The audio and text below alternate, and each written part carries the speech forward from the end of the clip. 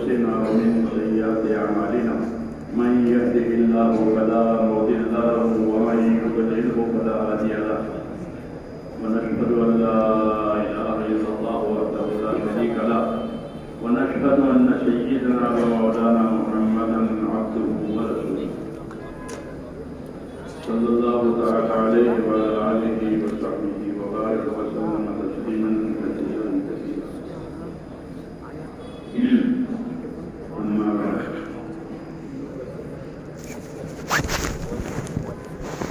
بزرگوں اور پیارے بھائیوں،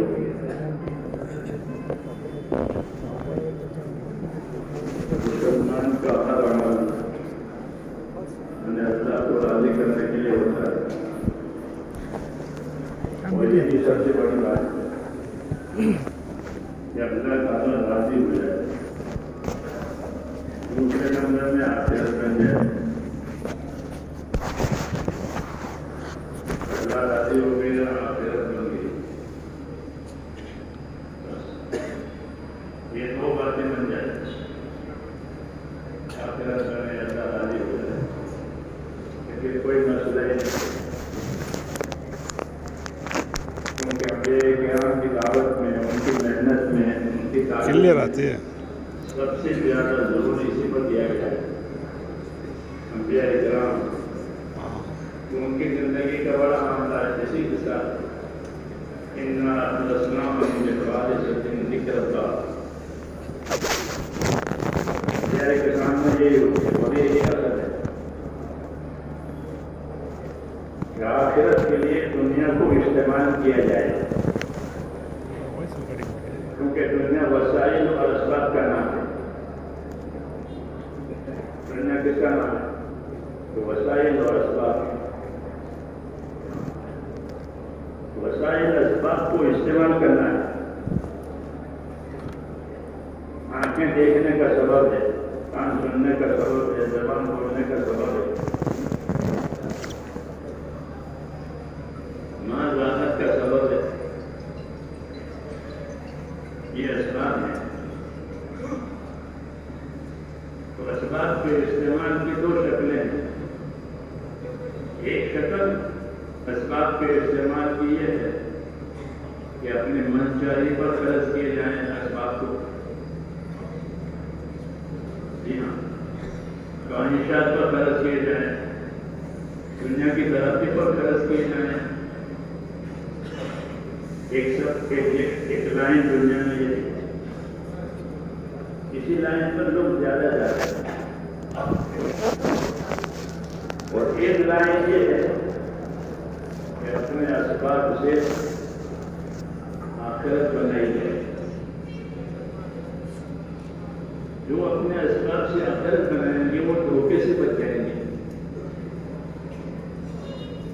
وہ دھوکے سے بچیں گے۔ کیوں؟ حدیث پاک میں جو ہے ان الدنیا خلقت لکم، ان الدنیا خلقت لکم، یہ دنیا تمہارے لیے اللہ نے پیدا کر دی۔ یہ بشارت کی بات ہے، کس کی بات ہے؟ بشارت،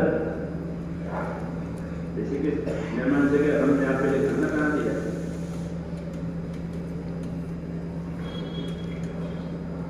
ہم نے آپ کے لیے کمرہ کرایہ کے لیے رکھا ہے،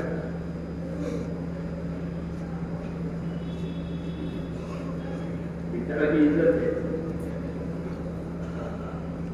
فرمایا ان الدنیا خلقت لکم، دنیا تمہارے لیے پیدا کرتی ہے۔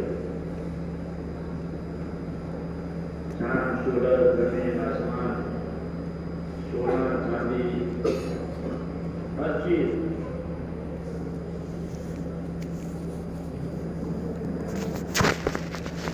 کسی اور مخلوق کے لیے نہیں پیدا کی، فرشتوں کے لیے نہیں، جناتوں کے لیے، فرمایا تمہارے لیے، بنی آدم کے لیے۔ یہ بشارت ہے، ان الدنیا خلقت لکم۔ آگے فرمایا وَإِنَّ یہ ذمہ داری ایک نبی کا کام ہوتا ہے. بشارت بھی دے, ذمہ داری بھی بتاوے, خطرے سے آگاہ بھی کرے اور راستہ بھی بتا دے. یہی صحیح طریقہ. نفع بھی سمجھا رہے, نقصان بھی سمجھا رہے اور راستہ بتا رہے تاکہ یہ منزل پر پہنچ جائے. کیونکہ جس کو راستہ نہیں معلوم ہوگا وہ کیوں کا کرے گا, بھٹک جائے گا. اس کے اسباب اس کی صلاحیت میں غلط استعمال ہوگی, پھر آخر میں حسرت ہوگی. اس لیے یہ دونوں باتیں فرمائی, بشارت بھی دی اور ذمہ داری بتائی کہ دنیا تمہارے لیے پیدا کر دی ہے. بلکہ پیدا ہی نہیں کی, بلکہ پیدا کر کے اس کو تمہارے کام میں لگایا. یہ مزید ہے. سخر لکم ما فی الارض جمیعا, اور ایک سخر لکم ما فی السماوات والارض, کہ تمہارے لیے زمین آسمان کی تمام چیزوں کو تمہارے کام میں لگایا. سورج چاند کے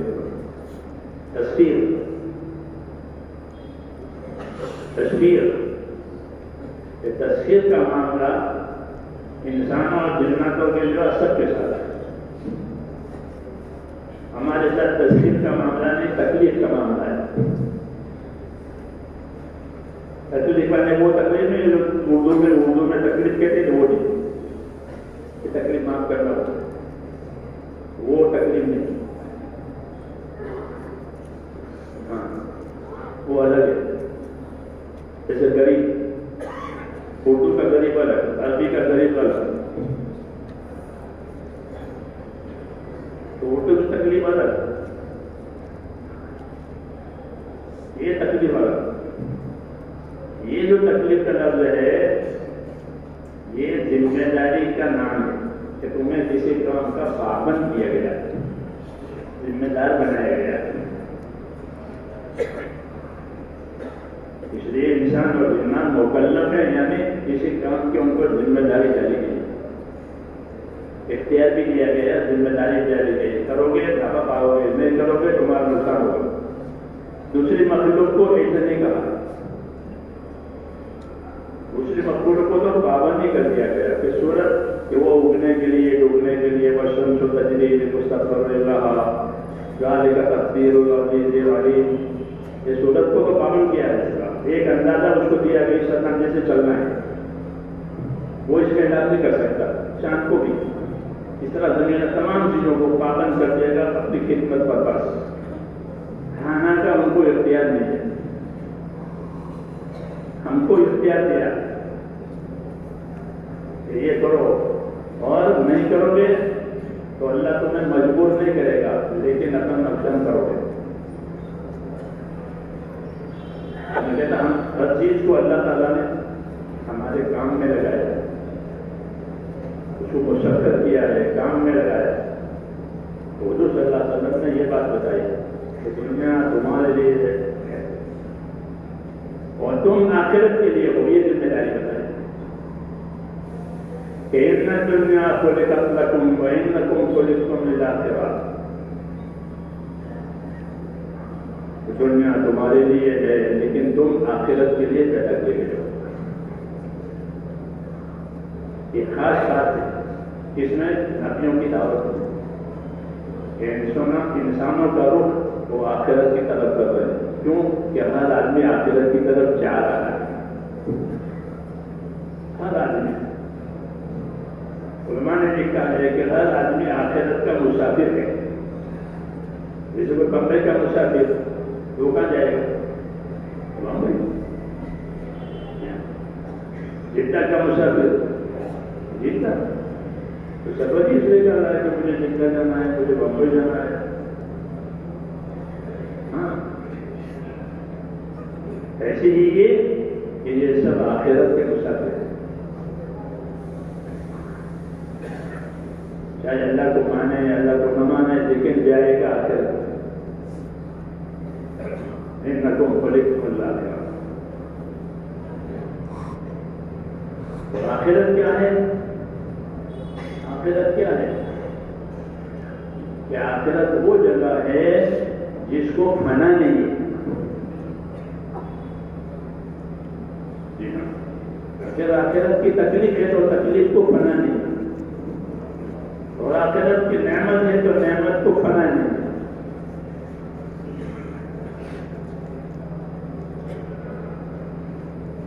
ایک عالم حضرت قتادہ تفسیر کے بڑے عالم ہیں،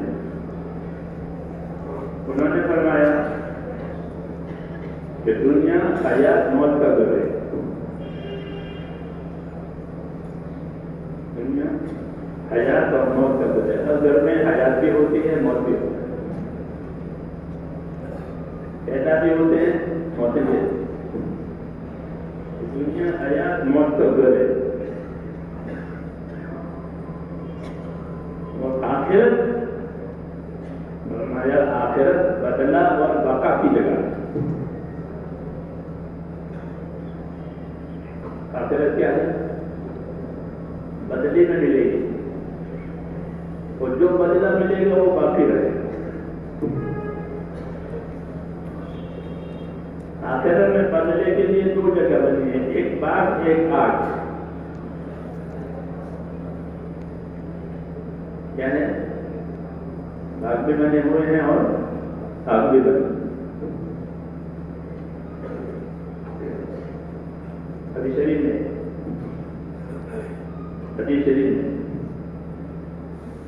کہ آخرت باغوں کی جگہ ہے، آخرت جو ہے اور آگ کی جگہ. اس لیے آخرت کو سمجھنا ہے.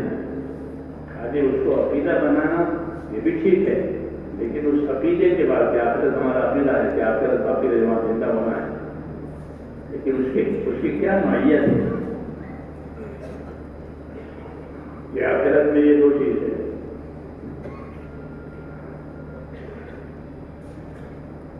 حضور صلی اللہ علیہ وسلم نے ایک بات قسم کھا کے فرمائی، والذی نفس محمد بیدہ ما بعد الموت دار الا الجنۃ و النار. کہ میں خدا کی قسم کھا کے کہتا ہوں، میں خدا کی قسم کھا کے کہتا ہوں کہ موت کے بعد آدمی کا ٹھکانا یا ہمیشہ کی جنت بن جائے گی یا ہمیشہ کی دوزخ بن جائے گی. تیسری جگہ نہیں، تیسری جگہ نہیں. 20 کی وہ ختم ہو گئی دنیا کی. یہاں کچھ آسار جنت کے بھی ہیں، کچھ آسار دوزخ کے بھی ہیں، تکلیف بھی ہے، راحت بھی ہے، وہ ختم. اب ایک ہی بات ہوگی،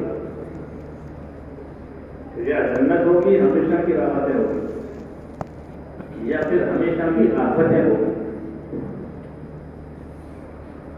یہ جو حضور صلی اللہ علیہ وسلم ہماری رہبری کر رہے ہیں کہ تم آخرت کے لیے پیدا ہو. تو سوچو اپنے آخرت کیسے بناؤ گے؟ آخرت کی تو یہ نوعیت ہے، یا ہمیشہ کی تکلیف ہے یا ہمیشہ کی راحت.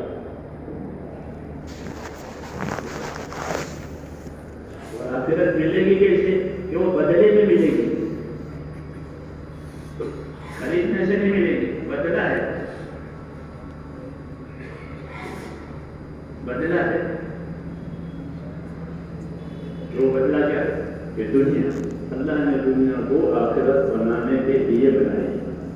یہ بدلے کا کہنا ہے کہ دنیا آخرت بنانے کے لیے بنی ہے. دنیا آخرت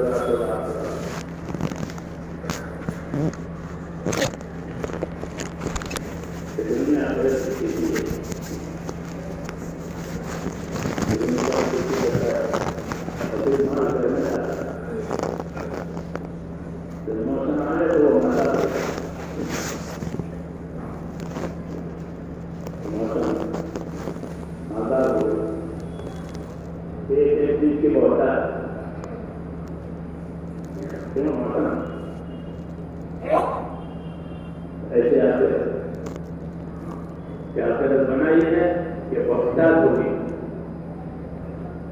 یعنی بہت ہوگا. وَإِذَا رَأَيْتَ ثَمَّ رَأَيْتَ نَعِيمًا وَمُلْكًا كَبِيرًا. فرمایا جب تم وہاں دیکھے گا تو راحت کے اسباب دیکھے گا اور ایک بڑا ملک دیکھے گا.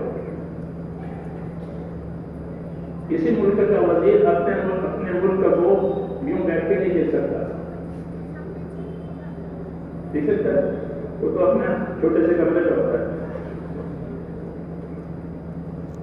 اس دفتر میں بیٹھے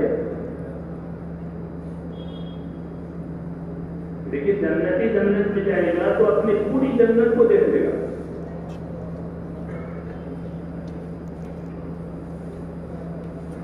پوری جنت تو نظر آئی بیٹھے بیٹھے. وَإِذَا رَأَيْتَ ثَمَّ رَأَيْتَ نَعِيمًا وَمُلْكًا كَبِيرًا. بیٹھے بیٹھے دیکھ رہی جنت.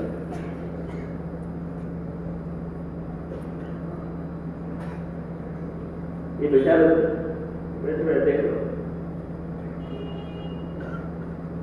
کیسے بنایا.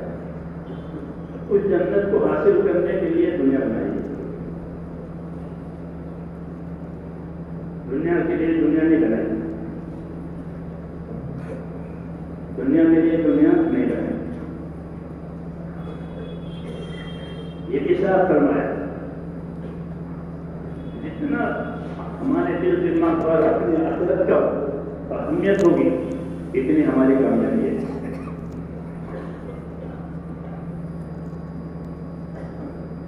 اتنی ہماری کامیابی ہے.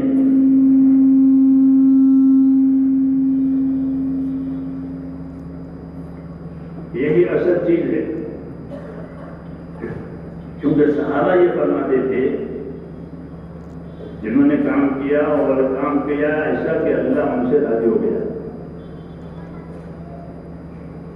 تو وہ اپنے بارے میں بتاتے تھے کہ انما ہمامنا الآخرہ ولیست ہمامنا الدنیا. ہمارے عزائم آخرت بنانے کے جیسے آپ عزائم کرتے ہیں یہ کرنا.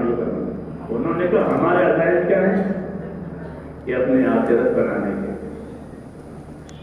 یہ صحیح بات ہے کہ آدمی اپنے عزائم سے اپنے ارادے سے اپنی آخرت بنائے.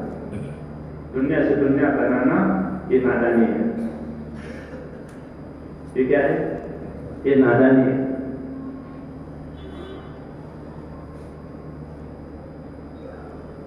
یہ فرمایا کہ دنیا دار من لا دار له. کہ دنیا اس آدمی کا گھر ہے جس کا کوئی گھر نہیں ہے.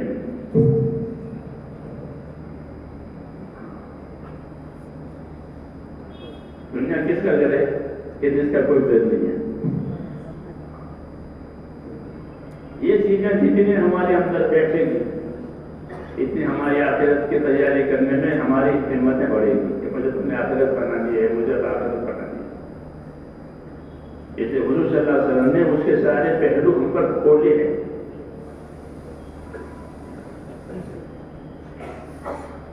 کہ دنیا اس آدمی کا گھر ہے جس کا گھر نہیں ہے.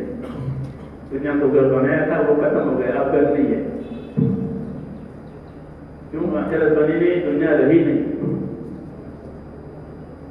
آخرت بنی نہیں اور دنیا رہی نہیں. اس لیے فرمایا کہ دنیا اس آدمی کا گھر ہے جس کا کوئی گھر نہیں ہے. اور دنیا کا مال کہ اس آدمی کا مال ہے جس کا کوئی مال نہیں ہے. کیوں؟ یہ دنیا کے لیے مال جمع کیا تھا, وہ پھر قابو میں نہیں رہا, یا مر گیا یا ہٹ گیا, وہ مال ختم ہو گیا, اب کچھ نہیں ہے. یہ سب پہلو ہم کو سمجھائے ہیں تاکہ دنیا سے آخرت بنے.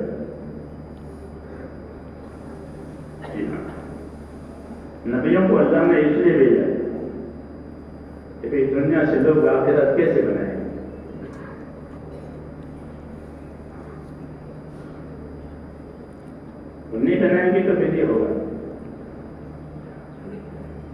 دنیا دار و من لا دار اللہ، دنیا اس کا گھر ہے جو گھر نہیں ہے، دنیا اس کا مال ہے جو کوئی مال نہیں ہے، اور دنیا کے لیے دنیا وہ جمع کرے گا جس کو عقل نہیں ہے۔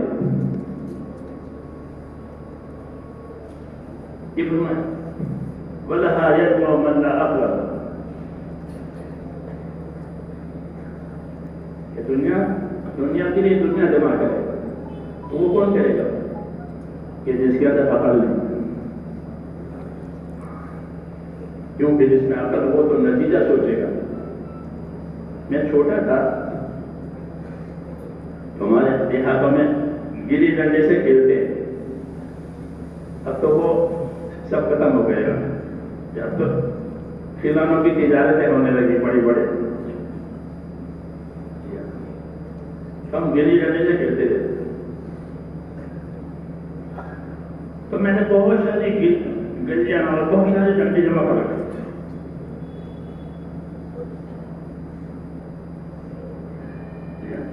مجھے وہ پسند نہیں آیا۔ میرے والد صاحب کھیتی کرتے تھے، تو کھیتی کرنے کے لیے وہ پیڑ کرنے کے لیے ایک خاص قسم کی لکڑی ہوتی ہے، تو جب میرے ضرورت تھی اسے کاٹ کر کے مجھے گلی ڈنڈا بنا دیتے، تو میں یہ پرانے بہت سے ڈنڈے اور بہت سے گلیاں جمع کر جگہ رکھتی تھی۔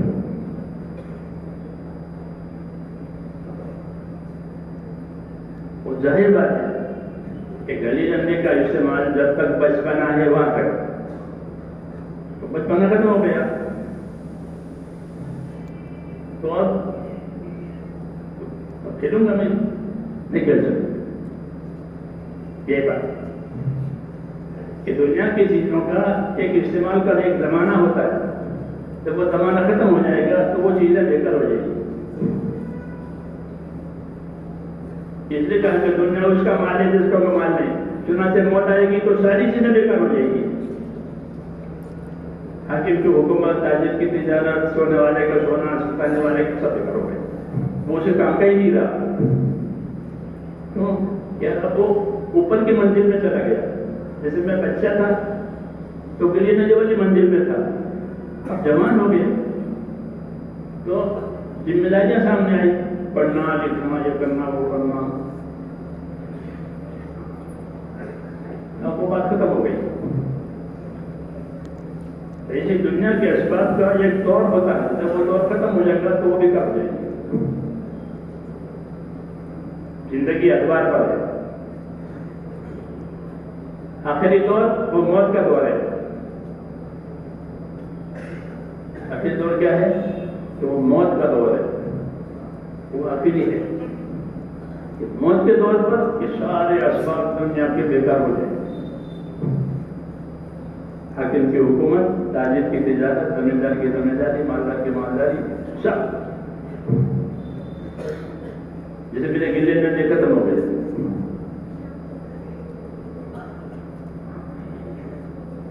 اس لیے کہا کہ دنیا کے لیے دنیا وہ جمع کرے گا جس کو عقل نہیں۔ میرے اندر عقل نہیں تھی تو میں نے چرچا ہو گیا، جب عقل آئی تو بےکار ہو گئے۔ ایسے جب آدمی کے سامنے آخرت سامنے آ جائے گی تو دنیا اس کے سامنے بےکار ہو جائے، وہ یہ میرے کچھ کام میں آئی۔ اس لیے میرا اللہ تعالیٰ تبارک و تعالیٰ نے دھوکے سے بچانے کے لیے نبیوں کو بھیجا تاکہ کوئی دنیا سے دھوکہ نہ کھاوے، اپنی دنیا سے آخرت بنا۔ اور ان کے پاس آخرت بنانے کے طریقے ہوتے ہیں۔ کیا ہوتے ہیں؟ آخرت بنانے کے طریقے۔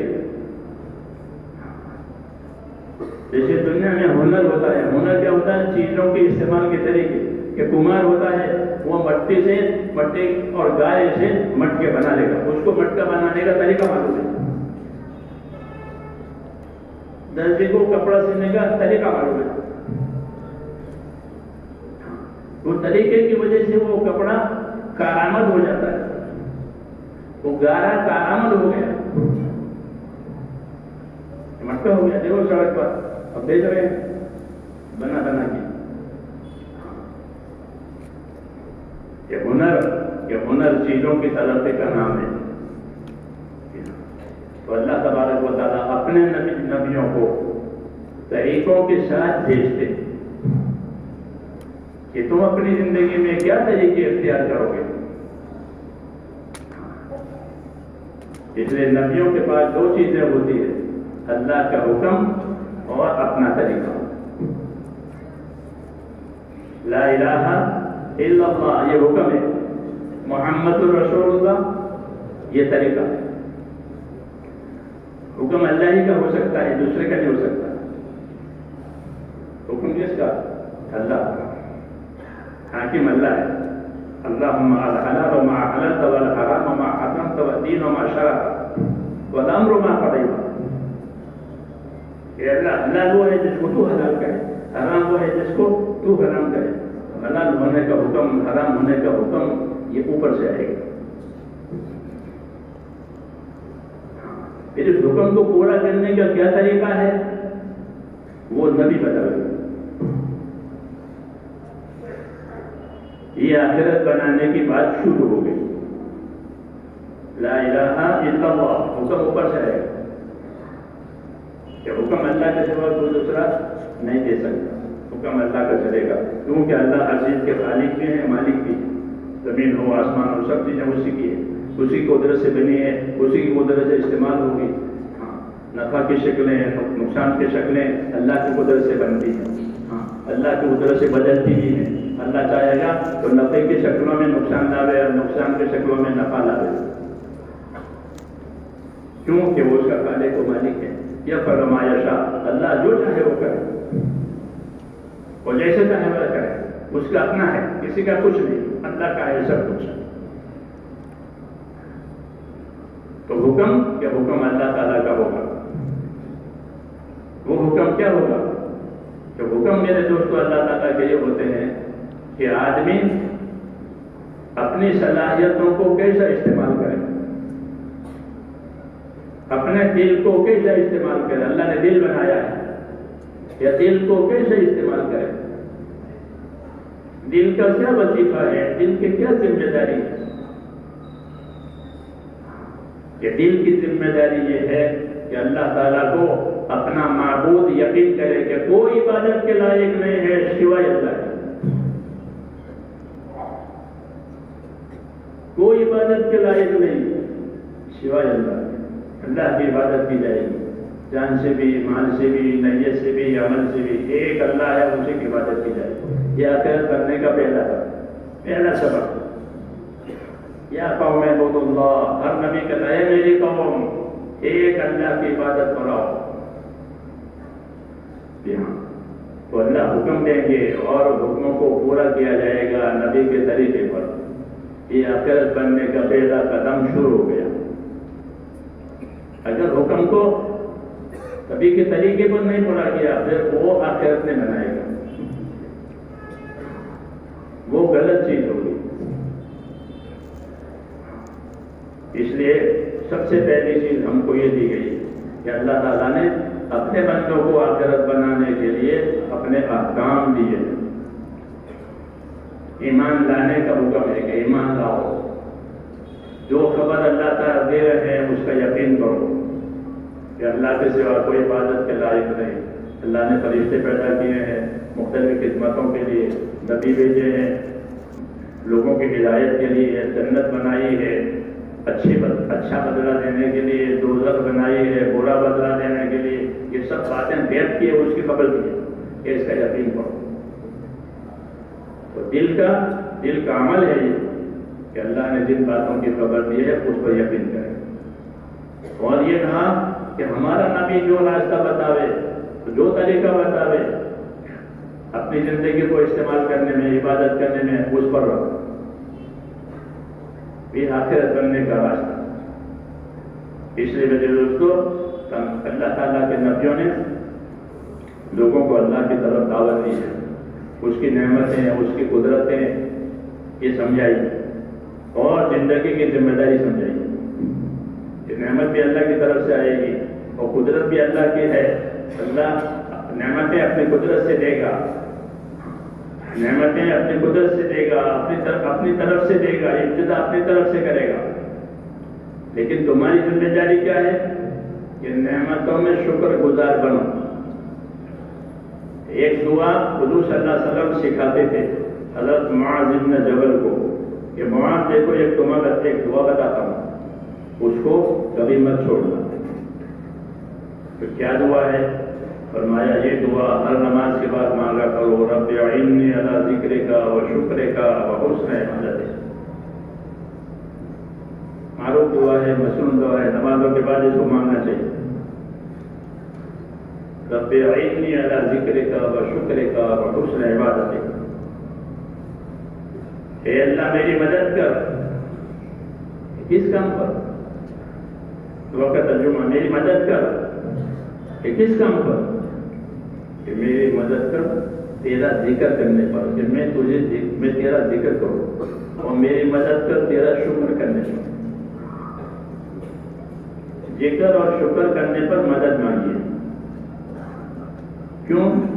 کہ آدمی کی طرف اللہ کی طرف سے دو چیزیں آتی ہیں، ایک اللہ کے احکام آتے ہیں۔ کیا آتے ہیں؟ احکام، رات کو بھی دن کو بھی ہر حال کے احکام ہوتے ہیں، غریبی کے، مالداری کے، بیماری کے، تندرستی کے، ہر حال کے احکام آتے ہیں بندے کی طرف۔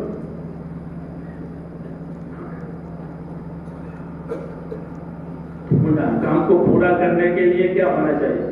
کہ اس احکام کو پورا کرنے کے لیے بندہ اللہ کا ذاکر ہونا چاہیے، کیونکہ وہ غافل ہوگا تو حکم نہیں پورے کرے گا۔ اس لیے کہ میں تیرا ذاکر بنوں، تجھے یاد رکھنے والا بنوں، اپنی ذمہ داریوں کو پورا کرنے والا بنوں۔ اس لیے مجھے ذکر کی توفیق دے، میں تیرا ذاکر بنوں۔ آپ نے پڑھا ہوگا کہ اللہ کو یاد رکھنے والا زندہ، اور اللہ کو نہ یاد رکھنے والا مردہ۔ تو مردہ کیا کام کرے گا؟ زندہ کرے گا۔ ذاکر زندہ ہے، زندہ اس لیے ہے کہ خدا کی طرف سے جو جو حکم آئیں گے وہ پورے کریں۔ اس لیے کہ مجھے طرف ذاکر بنا، کیونکہ ہر آدمی جو اللہ کے اطاعت میں ہوتا ہے وہ اللہ کا ذاکر مانا جاتا ہے۔ کل مطیع ذاکر، ہر وہ آدمی جو اللہ کے اطاعت میں ہے وہ اللہ کا ذاکر ہے۔ ہاں، اس ذکر کی ابتدا ہوگی تسبیحات سے، سبحان اللہ، الحمدللہ، زبان سے، جیسے ایمان دین شروع ہوتا ہے زبان سے کلمہ پڑھ، ایسے کہ مجھے اپنا ذاکر بنا، کہ تیرے احکام میری طرف آئیں گے میں اسے پورا کرنے والا بنا، اور مجھے شاکر بنا کہ تیری نعمتیں میری طرف آئیں گی۔ اللہ نعمتیں دیتے ہیں، تندرستی دیتے ہیں، مالداری دیتے ہیں، تو اس کے جواب میں شکر کریں۔ تو نعمت کے جواب میں شکر، حکم کے جواب میں ذکر۔ ذاکر بنے، غافل نہ بنے، شاکر بنے، ہاں، احسان فراموش نہ بنے کہ اللہ نے احسان کیا، اللہ کا احسان بھلا دیا۔ تو ہماری زندگی میرے دوستوں ذکر والی، شکر والی یہ تعلیم ہے کہ اللہ کا احکامات ہماری طرف آئیں گے۔ اجتماعی احکام بھی آئیں گے، انفرادی احکام بھی آئیں گے، دونوں قسم کے احکام آئیں گے کہ مل جل کے کرو، انفرادی طور پر بھی کرو۔ دونوں طریقوں کے حکم جب پورے ہو جائیں گے تو پھر اللہ تعالیٰ کے وعدے پورے ہوں گے کہ اللہ تعالیٰ نے جو وعدے کیے تھے، کیونکہ اللہ تعالیٰ کے وعدے آخرت بنانے کے بھی ہیں، دنیا بنانے کے بھی ہیں، اور وہ آدمی کے عمل پر ہیں۔ اس لیے نبی آ کر کے اللہ تعالیٰ کے جو وعدے ہیں اس کی شرطیں پوری کرنے کی دعوت دیتے ہیں کہ اللہ کی شرط کو پوری کرو۔ جب شرط پوری کرو گے تو وعدہ پورا ہو جائے گا۔ پھر اللہ تعالیٰ کے حکموں کے پورا کرنے میں حالات آتے ہیں۔ کیا آتے ہیں؟ دنیا حالات کا گھر ہے۔ دنیا کیا ہے؟ حالات کا گھر ہے۔ بچپنا ہوا، جوانی ہوئی، بڑھاپا ہوا، یہ بھی حالات ہے۔ ایک حال پر نہیں رہتی زندگی، دنیا حالات کا گھر ہے۔ بیماری آئے گی، تندرستی آئے گی، غریبی آئے گی، ماں دشمنی، یہ دنیا حالات کا گھر ہے۔ تو کیا کرنا چاہیے؟ زندگی حالات کے حساب سے گزاریں یا زندگی حکم کے حساب سے گزاریں؟ مدد مانگیں کہ میری مدد کر، تیرے ذکر کرنے پر، تیرے شکر کرنے پر، اچھی عبادت پر، اس وجہ سے کہ دنیا حالات کا گھر ہے. یہاں پر آدمی پر حالات آتے ہیں، جیسے رات لمبی ہو گئی، دن چھوٹے ہو گئے، دن بڑے ہو گئے، رات لمبی، یہ بھی حالات ہے. موسم بدلتے ہیں تو موسم بھی بدلتے ہیں، اور جن لوگوں پر یہ موسم بدلتے ہیں ان کے حالات بھی بدلتے رہتے ہیں. موسم ہم پر بدلتے ہیں تو جیسا موسم بدلتے ہیں ان کے حالات بھی بدلتے ہیں، مختلف حالات ان کے اوپر آتے ہیں. خصوصاً جب دین کا کام ہوگا تو کیا ہوگا کہ حالات زیادہ نظر آنے لگتے ہیں، کیونکہ دین جنت کا راستہ ہے. دین کیا ہے؟ جنت کا راستہ. اور حدیثوں میں ہے کہ جنت کے راستے پر ناگواریاں ہیں اور دوزخ کے راستے پر منچاہیاں ہیں. دوزخ کے راستے پر کیا ہے؟ منچاہی. منچاہی کرتے کرتے دوزخ میں چلا جائے گا، حکم پورے نہیں ہوں گے. اور جنت کے راستے میں کیا ہے کہ جنت کے راستے میں ناگواری ہے. ناگواری سے کیا مراد ہے؟ کہ ناگواری سے یہ مراد ہے کہ جب یہ وہ آدمی کا جی نہیں چاہتا، آدمی کا نفس سے نہیں چاہتا، اس کو ناگواری کرتا. تو جتنے کام جنت والے ہیں ان میں ناگواریاں یہ جنت کے راستے میں ناگواریاں ہیں، دوزخ کے راستے میں منچاہیاں ہیں. یہ دو راستے. اس لیے آدمی پر جب جنت کے راستے پر آنا چاہتا ہے تو اس پر حالات آتے ہیں. ناگواریاں اندر سے بھی آتی ہے، ناگواریاں باہر سے بھی آتی ہیں. سمجھ میں آئی نا بات؟ تو حالات میں کیا کرنا چاہیے؟ ایک راستہ یہ ہے کہ حالات کے جیسے حالات ہیں ویسے زندگی گزارو. ابھی حالات ٹھیک نہیں ہے تو چھوڑو،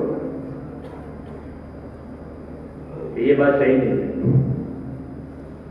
یہ بات صحیح نہیں ہے. نبیوں کی تعلیم میں یہ ہے کہ ہم زندگیاں گزاریں گے حکم کے حساب سے، حالات کے حساب سے نہیں. حکم دیکھیں گے حکم کیا ہے، کیوں اللہ نے وعدہ حکم پر کیا ہے، کامیابی حکم پر دیں گے. حکم ٹوٹے گا تو کہ کامیابی نہیں ہوگی. نہ اللہ کی ناراضگی کے بعد حالات بگڑتے ہیں کہ زندگی کس رخ پر ڈالنی ہے، حالات کے حساب سے زندگی گزارنی ہے یا حکم کے حساب سے. تو دعوت یہ ہے کہ حکم کو دیکھو. کیا دیکھو؟ حکم دیکھو کہ حکم کیا ہے. اگر زندگی حکم پر رہی اور حال کو برداشت کر لیا. حال دو قسم کے ہوتے ہیں، اچھے یا برے. تو ناگوار حالات کو برداشت کر دیا اور حکم پورا ہو گیا تو کیا ہوگا کہ اللہ تعالیٰ حکم کا بدلہ بھی لیں گے اور جو حالات برداشت کیے ہیں اس کا بدلہ بھی لیں گے. جیسے گرمی میں روزہ رکھا تو گرمی کا بھی بدلہ ہے، روزے کا بھی بدلہ ہے. ٹھنڈی میں وضو کیا تو ٹھنڈی کا بھی بدلہ ہے اور وضو کا بھی بدلہ ہے. یہ سمجھایا ہے آپ کو، یہ سمجھایا تاکہ آدمی کا نفس نہ گھبرا جائے کہ یہاں تکلیف ہے لیکن اس تکلیف کے بعد اس کا یہ انعام بھی ہے. یہ حالات پر اللہ انعام دیں گے کہ حالات کو اللہ کے لیے برداشت کیا ہے. وَأُوذُوا فِي سَبِيلِي وَقَاتَلُوا وَقُتِلُوا لَأُكَفِّرَنَّ عَنْهُمْ سَيِّئَاتِهِمْ وَلَأُدْخِلَنَّهُمْ جَنَّاتٍ تَجْرِي مِن تَحْتِهَا الْأَنْهَارُ ثَوَابًا مِنْ عِندِ اللَّهِ. یہ وہ لوگ ہیں جن کو میرے راستے میں ایذائیں ہوئی ہے. اللہ تعالیٰ ان کی حمایت میں بات کر رہا ہے جنہوں نے اللہ کے حکموں کو پورا کیا اور اللہ کے حکموں میں ان پر ایذائیں ہوئی، تکلیفیں ہوئی. تو یہ تکلیفیں بیکار نہیں ہے، نقصان نہیں ہے، بلکہ اللہ حمایت میں بات کر رہے ہیں کہ ان کو میرے راستے کی ایذائیں ہوئی ہیں. لوگ ایذائیں اٹھاتے ہیں، تکلیف اٹھاتے ہیں اپنے کاموں میں، وہ الگ ہے. کہ میرے کاموں کی وجہ سے ان کو تکلیف پہنچی ہے، یہ معمولی نہیں ہے، یہ معمولی نہیں ہے، یہ تکلیف کا بڑا درجہ ہے، یہ میرے راستے کی ہے۔ تو اللہ تعالیٰ نے جو راستہ کامیاب والا دیا ہے، ان میں دونوں قسم کے حالات، ناگوار حالات بھی آتے ہیں، اچھے حالات بھی آتے ہیں آخرت بنانے کے لیے۔ تو اگر ناگوار حالات آئے ہیں تو اس کا تقاضا یہ ہے کہ حال برداشت کر لو، حکم ٹوٹنے مت دو۔ کیا کر لو؟ حال برداشت کر لو، حکم ٹوٹنے مت دو۔ ہاں ایک بات ہے کہ حکم پورا کرنے کی طاقت نہیں ہے، کیونکہ حکم پورا کرنے کی طاقت نہ ہو تو حکم پورا کرنے کا طریقہ پوچھو کہ اس کو کس طرح کرو، میرے اندر طاقت نہیں ہے۔ جیسے کھڑا ہونے کی طاقت نہیں ہے، نماز پڑھنی ہے تو کیا کرے؟ نماز چھوڑ دے کہ نہ پوچھے کہ نماز میں کیسے پڑھوں۔ تو صحابی بیمار ہوتا تھا تو پوچھتا تھا، یا رسول اللہ قیام کی طاقت نہیں ہے، فرمایا بیٹھ کے پڑھ لو۔ یہ بیٹھنے کی طاقت نہیں ہے کہ اشارے سے پڑھ لو، وضو کرنے کی طاقت نہیں ہے کہ تیمم سے پڑھ لو۔ تو آخرت بنانے کے لیے میرے دوستوں جس طرح حکم دیے ہیں، آخرت بنانے کے لیے علم دیا ہے، اس کو علم کہتے ہیں۔ ہمارے تبلیغ میں علم و ذکر ہے، کیا ہے؟ اس کی کمی ہے، اس کی کمی ہے، اس لیے کام بھاری ہو گیا۔ ہاں حضور صلی اللہ علیہ وسلم تو یہ فرماتے تھے کہ انما شفاء العی السوء،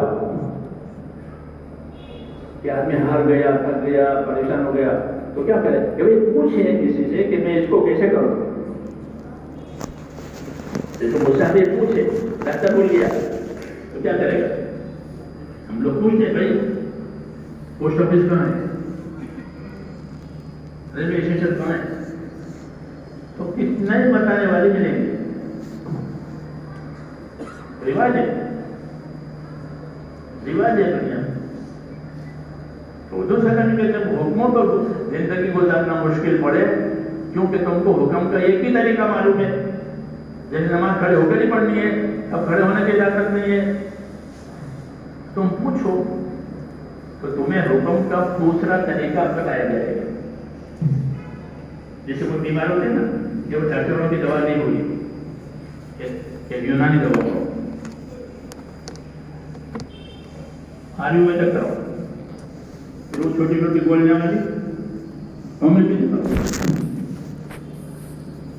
اس کے مختلف طریقے ایسے میرے اس کو ہدایت کا جو راستہ ہے اس میں بھی مختلف طریقے ہیں، اس کی وجہ سے آسانی ہوتی ہے۔ ہمارے لیے دین مشکل اس لیے ہو گیا کہ دین کے پوچھنے پاچھنے کا رواج ختم ہو گیا،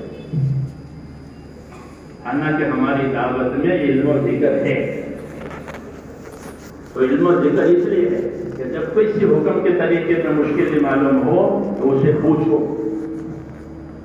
کہ میں اس کو کیسے کروں، تاکہ تمہیں آسانی ملے، کیونکہ اللہ کا ارادہ آسانی کا ہے۔ یرید اللہ بکم الیسر، اللہ کا ارادہ آسانی کا ہے، دشواری کا نہیں ہے۔ دشواری کیوں آئی؟ کہ تم نے پوچھا نہیں ہے، تم نے سیکھا نہیں ہے۔ تو نبیوں کی دعوت میں آخرت بنانے کے لیے میرے دوستوں جس طرح حکم کی تابعداری ہے، حکم کا طریقہ جاننا بھی ہے، کہ ہم پوچھیں، ہم سیکھیں کہ اس کا کیا طریقہ ہے۔ جب پوچھو گے تو بہت گنجائش ملے گی۔ اللہ نے دین میں کوئی تنگی نہیں رکھی ہے، لیکن تنگی تو آئے گی کہ جہالت کی وجہ سے۔ ہاں جیسے نابینا ہے تو بیچاروں پر دنیا تنگ ہے، لیکن آنکھوں والا ہے تو اس کے لیے دنیا تنگ نہیں ہے۔ تو جاننے والے ایسے ہیں جیسے آنکھوں والے ہیں، تو نہ جاننے والے جیسے نابینا۔ آخرت بنانے کے لیے میرے دوستوں حکم اور حکموں کے طریقے اس کو سیکھنا پڑے گا، جب بھی حکم پر عمل صحیح ہوگا۔ کہ اس کو سیکھا ہے. اس لیے حضور صلی اللہ علیہ وسلم نے ہم کو دین سیکھنے کی ترغیب دی ہے کہ اپنا دین اس پر سیکھ کر پوچھ کر عمل کرو تاکہ عمل صحیح ہو جائے. جب عمل صحیح ہوگا تو اللہ تعالیٰ اس کے اوپر اپنا وعدہ پورا کریں گے اور وہی کامیابی ہے کہ اللہ کا وعدہ پورا ہو. اس لیے یہ کام میرے دوستوں ایک محنت کا کام ہے. اس محنت میں نقل و حرکت بھی ہے جو ہم کر رہے ہیں, لیکن نری نقل و حرکت نہیں ہے. جیسے چکی کا چلنا تو ضروری ہے, لیکن نرا چلنا ضروری نہیں. نرا چلے خالی پتھر پر پتھر پھرے وہ نہیں. تو کیا کرتے ہو, اندر ڈالتے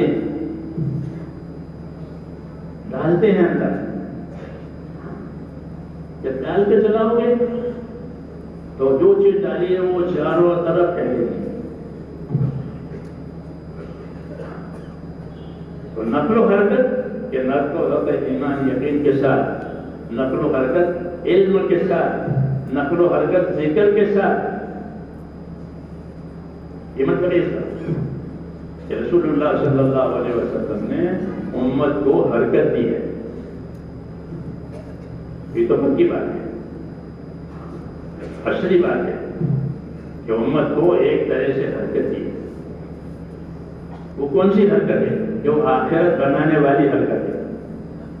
جیسے عرب جاہلیت میں سفر کرتے تھے ملکوں کا تجارتوں کے لیے اور اپنی ضرورتوں کے لیے, حرکتوں میں تھی.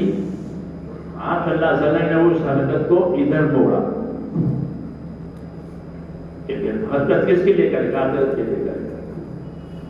تو حرکت کی تو بہت اہمیت ہے کہ حرکت کے بغیر کہ حرکت جو ہے نتیجہ کیسے آئے گا. یہ امت حرکت کے لیے وہ خرجت للناس, یہ حرکت کے لیے پیدا کی گئی ہے, اپنی جگہ بیٹھنے کے لیے کہ نہیں. ان کی حرکت ہے, ان کی حرکت ایمان کے لیے, ان کی حرکت عبادت کے لیے, ان کی حرکت علم کے لیے, ان کی حرکت ذکر کے لیے, ان کی حرکت خدمت کے لیے, ان کی حرکت آخرت کے لیے. اس لیے اس حرکت کی وجہ سے میرے دوستوں یہ ساری چیزوں کو حیات ملے گی. رسول صلی اللہ علیہ وسلم کی بعثت کی مثال ایسی کی ہے جیسے آسمان سے برسنے والا پانی. پانی کی کیا تاثیر ہے؟ یہ پانی کی تاثیر یہ ہے کہ اس سے ہر چیز زندہ ہو جاتی ہے اور ہر چیز زندہ رہتی ہے. پانی نہ ہو تو جو چیز نہیں ہے وہ ظاہر ہوگے گی بھی نہیں, اور جو ہے وہ مر جائیں گے. کیوں؟ پانی منقطع ہو گیا. اور پانی ہو تو یہ موجود جو ہیں وہ بھی رہیں گے, اور جو غیر موجود وہ بھی موجود رہیں گے. تو آپ صلی اللہ علیہ وسلم کی بعثت کہ برسنے والے پانی کی طرح سے یہ پانی سب کی حیات کا ضامن ہے. اس طرح حضور صلی اللہ علیہ وسلم کی بعثت کہ ہر طبقے کی کامیابی کا ضامن ہے. ہر طبقے کی کامیابی حضور صلی اللہ علیہ وسلم کے کام میں, حضور صلی اللہ علیہ وسلم کی دعوت میں. تاجر ہو تو, زمیندار ہو تو, مزدور ہو تو, حاکم ہو تو. مولانا محمد یوسف صاحب رحمۃ اللہ علیہ فرماتے تھے کہ ہمارے ہاں ہر شعبے کے فضائل ہیں, ہر شعبے کے مسائل ہیں. ہر شعبے کے فضائل اور ہر شعبے کے مسائل. نکاح کے فضائل, نکاح کے مسائل. عبادت کے فضائل, عبادت کے مسائل. تجارت کے فضائل, تجارت کے مسائل. حکومت کے فضائل, حکومت کے مسائل. مزدوری کے فضائل, مزدوری کے مسائل. تبلیغ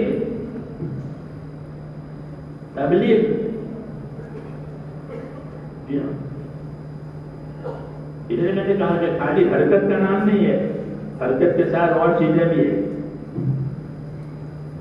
ہاں, کیوں کہ جتنے شعبے دنیا میں چل رہے ہیں ان شعبوں کی کامیابی حضور صلی اللہ علیہ وسلم کے اللہ کے حکموں میں, حضور صلی اللہ علیہ وسلم کے طریقوں میں ہے. اس لیے اس کے فضائل بتائے, اس کے مسائل بتائے. ہر شعبے کی عبادت کے فضائل، وہ تو ہے 5 ارکان کے فضائل لکھے گئے، کلمے کے، نماز کے، روزے کے، زکات کے، حج کے، قرآن کی تلاوت کے، یہ تو عبادت ہے، تو عبادت کے فضائل لکھے گئے، تو عبادت کے فضائل بھی ہیں اور عبادت کے مسائل بھی ہیں، کہ نماز صحیح طریقے پر آنے کے لیے مسائل چاہیے، حج صحیح طریقے پر آنے کے لیے حج کے مسائل چاہیے، مسائل سے عمل صحیح طریقے پر آئے گا، اور جب صحیح طریقے پر عمل کرے گا تو اس کی فضیلت ملے گی، جو عمل غلط ہوگا اس کی فضیلت نہیں ملتی، جس جو پیسے کھوٹے ہیں اسے وہ سامان نہیں خرید سکتا، کھوٹے پیسوں سے کوئی چیز خریدے گی، عمل غلط ہوگا تو، اس لیے جتنے شعبے زندگی کے ہیں وہ ٹھیک ہے، لیکن ان شعبوں میں کہ ان کے فضائل بتاؤ، ان کے مسائل بتاؤ، تاکہ وہ شعبے صحیح ہو جائے۔ تبلیغ و دعوت اس لیے ہے، جیسے بارش کا پانی سب کے لیے، اس طرح تبلیغ و دعوت کے سارے شعبوں کے لیے، کہ بھیا کہ تجارت کہ ضرور کرو، کیوں کہ حلال کمانے کا ذریعہ ہے، اور لوگوں کے لیے آسانی کا ذریعہ ہے، کہ مال باہر سے لائے گا تو شہر میں دے گا، آسانی ہو گئی۔ جی ہاں، تجارت ایسا عمل ہے کہ ساری دنیا اس کو مانتی ہے، اگر آپ تجارت کے بیس پر ویزا مانگو گے تو دے دیں گے، ہاں میں تجارت کا ویزا خالی ہے، ہمارے ملک میں آؤ تجارت کرو، جی ہاں ایسی چیز ہے تجارت، تو تجارت کہ تجارت دین کے ساتھ، یہ نہیں کہ تجارت چھوڑو تبلیغ کرو، ایسا نہیں، کہ تجارت کرو کس کے ساتھ، کہ دین کے ساتھ، جب دین کے ساتھ کرو گے تو تمہیں تجارت کی فضیلت ایسی ملے گی جیسے نماز کی فضیلت ملتی ہے،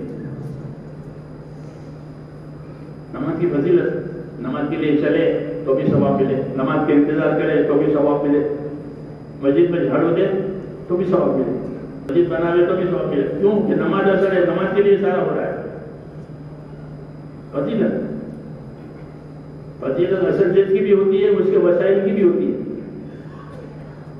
جی ہاں، تو تمہیں تجارت کے تجارت کی فضائل ہوئی، تمہیں تجارت فضیلت ملے گی، ایماندار تاجر جو ہے کل نبیوں کے ساتھ ہوگا، شہیدوں کے ساتھ ہوگا، اللہ کے عرش کے سائے کے نیچے ہوگا، کون؟ تاجر، ابو بکر کے تاجر، عمر کے تاجر، عثمان کے تاجر، طلحہ بن عبید اللہ کے تاجر، عبداللہ بن عوف تاجر، یہ سب تاجر ہیں، وہ بڑے بڑے تاجر ہیں، بڑے بڑے تاجر، ان سے نہیں کہ تم تجارت چھوڑ دو، بلکہ انہوں نے اپنی تجارت میں دین داخل کیا، یہ دعوت کہلاتی ہے کہ جس شعبے میں ہم ہیں اس شعبے میں دین آ،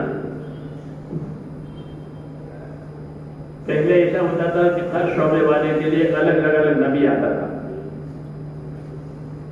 شعیب علیہ السلام تاجروں کے واسطے آئے، صالح علیہ السلام فیکٹری والوں کے لیے آئے،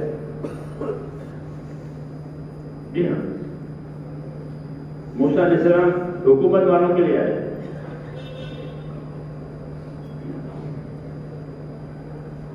تو الگ الگ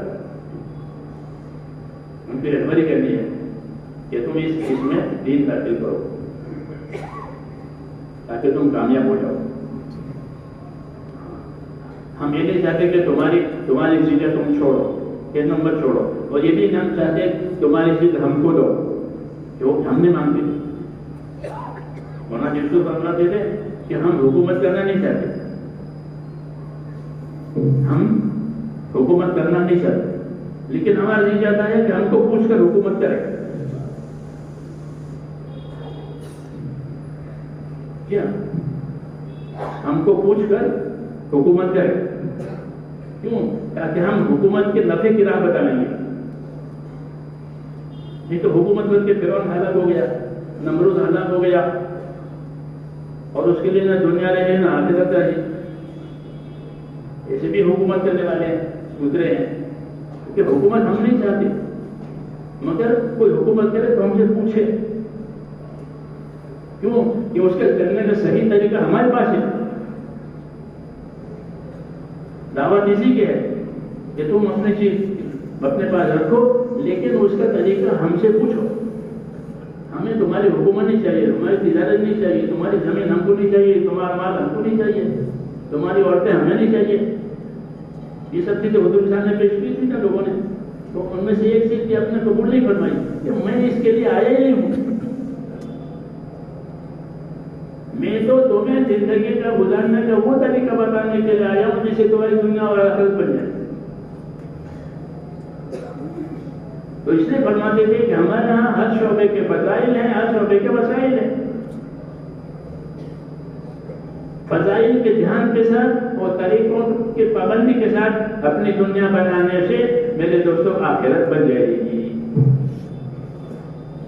کہ آخرت بنانا کیسے بنانا؟ کہ فضائل کے دھیان کے ساتھ اور طریقوں کی پابندی کے ساتھ. جو طریقہ بتایا ہے وہ طریقوں کی پابندی اور فضائل کا دھیان. فضائل کا دھیان اس لیے ہے کہ جب فضائل کا دھیان ہوگا تو رغبت بڑھے گی، شوق بڑھے گا فضیلت کی وجہ سے. کہ تم یہ کام کرو گے اللہ تمہیں یہ دیں گے، اللہ تمہیں یہ دیں گے. کیسا مجھے اللہ یہ دیں گے کہ ہاں، کہ پھر میں اس کو کرتا ہوں.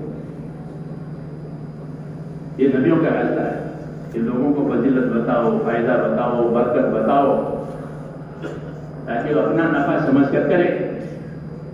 ہمیں لینا نہیں ہے، لیکن طریقہ بھی سیکھو. کیا سیکھو؟ طریقہ کہ نماز کا طریقہ ہے، نماز کی فضیلت ہے. حج کا طریقہ ہے، حج کی فضیلت ہے. ایسے ہی ہر شعبے کی اس کی فضیلت، اس کا طریقہ، اس کی فضیلت. علم و ذکر کا یہی مطلب ہے. اس کی آج ہمارے اندر کمی ہے، اس کی کمی ہے. علم کی کمی ہو گئی، ذکر کی کمی ہو گئی، یعنی اطاعت کی کمی ہو گئی. ظاہر بات ہے جب نفع نہیں معلوم ہوگا تو اطاعت میں کمی آئے گی، اور نفع سمجھے گا تو پھر اطاعت میں کمی نہیں کرے گا، ورنہ نقصان ہوگا. اس لیے اس کے دھیان کے ساتھ تو پھر ہمارا ہر شعبہ آخرت بننے میں مددگار بنے گا. دنیا کو دین بنانے کے لیے بعض چیزیں ضروری ہے. ایک چیز یہ ضروری ہے دنیا سے دین بنانے کے لیے کہ دنیا کے کاموں میں اللہ کا کیا حکم ہے، اس حکم کا یقین اور اس حکم کی پابندی. تو اللہ تعالیٰ کا حکم. دوسری چیز اس حکم کے پورا کرنے میں طریقہ کیا ہے وہ. اور تیسری چیز کہ نیت میں اخلاص. اگر یہ باتیں پیدا ہو جائے گی تو آدمی کی دنیا سے دین بنے گا، دین سے اسی آخرت بنے گی. بہت آسان راستہ، بہت آسان. کہ بھائی دنیا سے سونا بنانے کا طریقہ بہت مشکل، لیکن دنیا سے آخرت بنانے کا بہت آسان. کہ سونا بنانے کا طریقہ بتاؤ. پتہ نہیں بتانے میں کہتے ہیں نہیں سر میں سونا بناتا ہوں، تانبے سے سونا بنا کیمیا کر. لیکن دنیا سے آخرت بنانا یہ بہت آسان. وہ کیا؟ اس میں 3 چیزیں شامل کرو. کہ دیکھو تجارت میں اللہ کا کیا حکم ہے اور حکم کے پورا کرنے کا کیا طریقہ ہے. پھر حکم کو طریقے سے پورا کرو اور نیت آخرت بنانے کے رکھو، دوسری غلط مت کرو. تو تجارت دین بن گئی. تجارت مزدوری دین بن گئی. مزدوری ہے، پیسے نہیں ہے، مزدوری کرتا ہے. تو مزدوری کرنے کا حکم کیا ہے اور طریقہ کیا ہے؟ حکم پورا کرنا طریقے کے ساتھ اور نیت آخرت بنانے کی. یہ بات مزدوری دین بن جائے گی، مزدوری سے آخرت بن جائے گی. حضور صلی اللہ علیہ وسلم فرماتے تھے کہ جو مزدور شام کو تھک کر کے چور ہو جاتا ہے تو شام کو ہی اس کی مغفرت بھی ہو جاتی ہے. ہر چیز کی فضائل، ہر چیز کے مسائل. کہ من امسا کالم بعمل یدیہ امسا بخورا لہو، کہ جو شام کو تھک کر کے چور ہو گیا، کلی تو شام کو جو اس کی مغفرت ہو گئی تو کولی ولی ہو گیا. کولی کیا ہو گیا؟ تو ولی. کیوں؟ کہ روز اس کی مغفرت ہوتی ہے، روز وہ تھکتا ہے. ہاں روز تھکتا ہے تو روز مغفرت ہوتی ہے، تو اس کی وہ ولی ہو گیا، دنیا سے دین بن گیا. سمجھ میں نہیں بات؟ اس لیے ہم لوگوں سے کہتے ہیں کہ راستے بڑھاؤ، ہمیں تمہاری دنیا نہیں چاہیے، لیکن تمہاری دنیا قیمتی ہو جائے گی، وہ راستہ ہم بتائیں گے. نبی یہ کہتے ہیں وہ راستہ ہم بتائیں گے. حضور صلی اللہ علیہ وسلم سب کو دعوت دی، آخر میں نوابوں کو، حکیموں کو، ان کو دعوت دی کہ تم میری بات پر آؤ، تم کامیاب ہو جاؤ گے. مجھے تمہاری دنیا نہیں چاہیے، لیکن تم میرا طریقہ لے لو. تو آج یہ بھی یہی بات ہوئی ہے کہ ہم تم سے دنیا نہیں مانگتے. کیوں؟ کہ جو دنیا مانگ کر کے دعوت ہے وہ دعوت ہی نہیں ہے. دین کا کام ذاتی اغراض سے خالی ہونا ضروری ہے. کوئی غرض نہیں، کوئی غرض نہیں، آخرت بنانے کے لیے کرنا ہے. اگر اس میں کوئی غرض شامل ہو گئی پھر وہ دین نہیں ہے. اس لیے اس کام میں حکم، طریقہ اور اخلاص نیت کیا ہے کہ اپنی نیت کو خالص بناؤ. نیت کس کو کہتے ہیں؟ نیت وجہ عمل کو کہتے ہیں. نیت کسے کہتے ہیں؟ تصور کا نام ہے کہ میں نیت کرتا ہوں، وہ نیت، یہ تصور ہے. وہ نیت وجہ عمل کو کہتے ہیں. ایک آدمی اٹھ کر کے جا رہا ہے، میں کہاں جا رہا ہوں؟ پانی پینے جا رہا ہوں. تو اٹھنے کی وجہ پانی پینا ہے، یہ نیت ہوئی. کہ کہاں جائے گا؟ پیشاب کی حاجت ہے. تو پیشاب کی حاجت کے لیے اٹھنا یہ وجہ عمل ہوئی، اٹھنے کی وجہ. اسی کو نیت کہتے ہیں. نیت کے بعد پھر عمل ہوگا، حرکت ہوگی. تو دیکھیں کہ دل میں کیا نیت آ رہی ہے، کس لیے کر رہے ہو، کون سی چیز اٹھا رہی ہے، کون سی چیز عمل پر تیار کر رہی ہے. تو شیطان اور نفس اوپر کی چیزیں دکھاتا ہے کہ تمہارا یہ ہو جائے گا، یہ ہوگا. کوئی ذاتی فائدہ، ذاتی غرض، موت سے پہلے کی کوئی بات، یہ نفس دکھاوے گا اور شیطان بتائے گا. وہ نبی کہے گا نہیں، تم اپنی نیت یہ کرو کہ میرا اللہ مجھ سے راضی ہو جائے اور میری آخرت بن جائے. نفع ہو دنیا کا تو نقصان ہو تو، لیکن مجھے تو کرنا ہے آخرت کی. اپنی نیتوں کو سنوارنا تاکہ عمل برباد نہ ہو جائے. ہاں یہ بھی آخرت بنانے میں ہے کہ اپنی نیتوں کو سنوارو کہ آخرت برباد نہ ہو. جب نیت بگڑے گی تو آخرت برباد ہو جائے گی. شیطان کا یہ کام ہے کہ شیطان اول تو کام کرنے نہیں دے گا، اور اگر کام پر کھڑا ہو گیا تو یہ اس میں دوسری چیز شامل کرے گا. جیسا یہ بھی کر دو، یہ بھی کر دو. ہاں یہ دوسری چیز مل گئی اندر کہ وہ عمل کیا، وہ گرا، بناوٹ آ گئی اس کے اندر، اصلی نہیں رہی. مولانا الیاس صاحب فرما دیتے کہ شیطان ایک کام یہ کرتا ہے کہ آدمی جب کوئی افضل عمل پر کھڑا ہوتا ہے تو اس کو افضل عمل سے غیر افضل عمل پر لاتا ہے.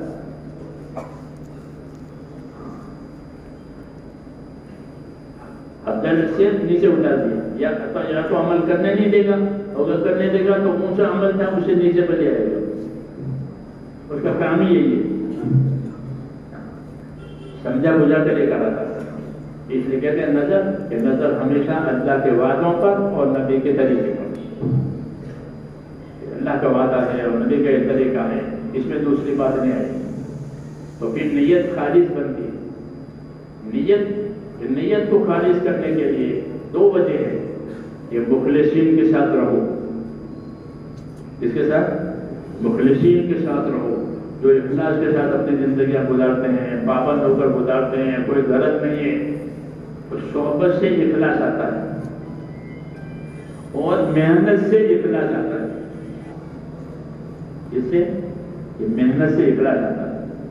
یہ آدمی محنت کرتا رہا تو پھر اللہ تعالیٰ اس کو اپنا لیتے ہیں. لیکن یہ جب آدمی میرے طرف ایک بارش پڑتا ہے تو میں اپنے نمبر کو ایک ہاتھ بڑھاتا ہوں، ایک ہاتھ بڑھتا ہے تو میں اپنے نمبر کو 2 ہاتھ بڑھاتا ہوں. جب آدمی اللہ کی طرف چلتا ہے اللہ کے لیے تو اللہ تعالیٰ اس کو اپنی طرف کھینچتے ہیں اور اس کو پھر اپنا بنا لیتے ہیں. پھر وہ اللہ کے لیے کرنے والا بنتا ہے. ورنہ یوسف فرماتے تھے کہ لگے رہو، اخلاص بھی آتا رہے گا. اخلاص ہوتا نہیں پہلے تو ریاکاری ہوتی ہے. سب سے پہلے شوق ہوتا ہے، ریاکاری ہوتی ہے، سب سے پہلے ہوتا ہے گڑبڑ. پھر جب لگا رہا اور عمل کا نفع نقصان کھلا اور اللہ کی طرف سے پابندی کی وجہ سے ایک نورانیت اندر آتی ہے، پھر وہ اپنے اغراض سے بچتا ہوا اللہ کی طرف چلتا ہے. اس لیے فرمایا لگے رہو، اخلاص آتا رہے گا. اس پر اللہ نے اچھی صحبت سے اور استقامت کی وجہ سے نیتوں میں اخلاص آتا ہے اور دل کو یکسوئی ملتی ہے خدا کی طرف. سمجھ میں آئے گا؟ تو اپنے اندر اخلاص بھی پیدا کرنا ہے تاکہ اللہ کے اندر قبولیت ہو جائے. اللہ کی پناہ آگے ریاکاریوں سے، دکھاوے سے. کیوں؟ یہ آفت ہے. اللہم طہر قلبی من النفاق وعملی من الریا. کہ اللہ میرے دل کو نفاق سے پاک کر، خالص اللہ کو اللہ مان کے زندگی گزارے اور میرے عمل میں ریا نہ آئے. میرے عمل میں ریا نہ آئے، دکھاوے کے لیے نہ کرے، کسی اور مصلحت کے لیے نہ کرے، بلکہ اللہ کے لیے کرے. دھیان کرے کہ یہ عمل اللہ کے لیے ہو جائے، میری آخرت بن جائے.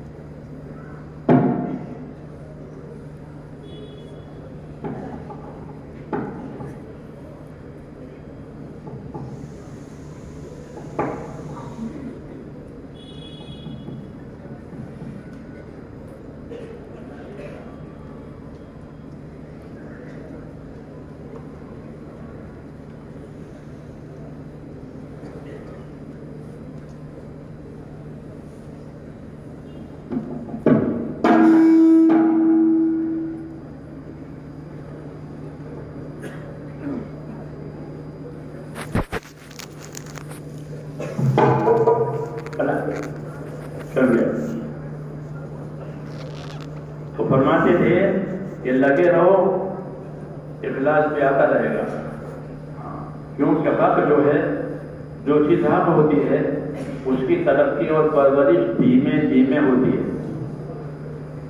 حق دھیمے دھیمے پھیلتا ہے، دھیمے دھیمے دلوں میں اترتا ہے، دنیا میں بھی دھیرے دھیرے کرتا ہے. باطل جلدی پھیل جاتا ہے، جلدی ترقی بھی پکڑتا ہے.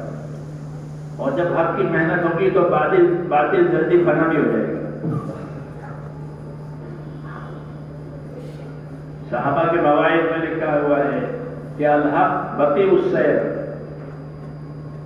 الحق بطیء السیر، کہ حق کی رفتار دھیمی ہوگی اور باطل کی رفتار تیز ہوگی. باطل تیزی سے پھیل جائے گا، جب دھواں اوپر اٹھ جاتا ہے پھر جلدی ختم بھی ہو جاتا ہے.